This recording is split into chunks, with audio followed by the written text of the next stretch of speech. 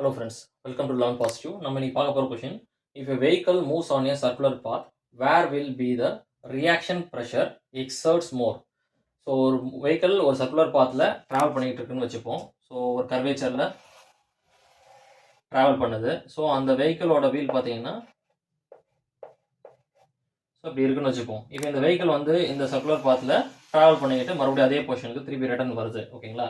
அப்போது எந்த வீலில் அதோட ரியாக்ஷன் ப்ரெஷர் வந்து மோர் எக்ஸட் ஆகுதுன்னு பார்க்கணும். எந்த இடத்துல அதிகமாக வந்து எக்ஸட் ஆகுதுன்னு பார்க்கணும்.